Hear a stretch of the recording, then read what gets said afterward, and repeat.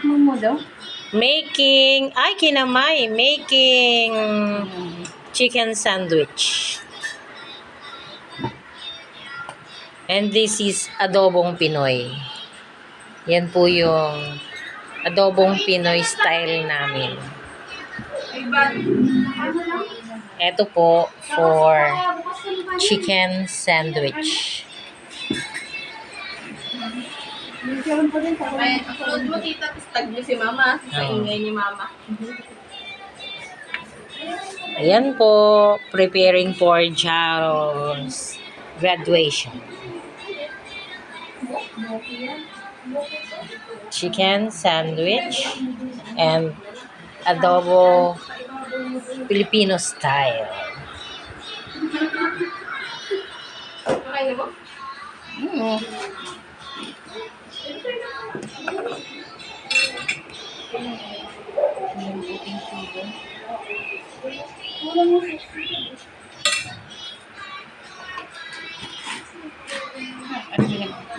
Everybody's busy. Prepare po para sa graduation.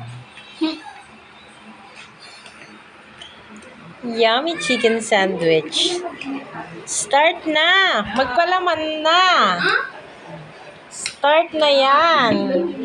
Sarina, go get the sliced bread. Nak, yung malaki ang unahin natin. And let's taste it first. Ay, wala akong glove. Yung ano dyan, service ka. Okay lang yun. Malinis naman yung kamay mo. Ano lang kayo suot ko? Gagawin pa nga natin na idadaan doon niya. Kaya, diretso daan ka. Para daw kunwari kasama siya. Bakit excited ka? Gagraduate ka ba? Hindi. Ha? Sabi nga naman sinukat mo ito sa sarili. Sinukat ko pa naman lahat ng damit. Sige, mama ka. Ang tagal namang buksan ng sliced bread. Ano ba yan?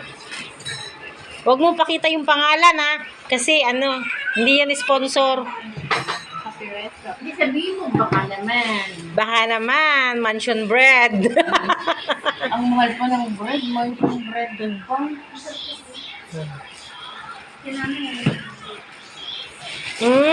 I can't wait na.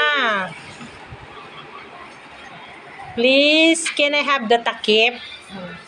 No. You know the takip? Yummy!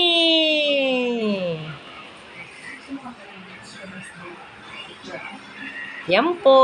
Gagawa na po sila ng chicken sandwich para po ipakain sa amin. Muna natin. Ganito lang yan. Ay, kukunti naman ang palaman. Hati pa. Hala, binigyan ako kaperaso. Yan po, nagpatikim, maliit.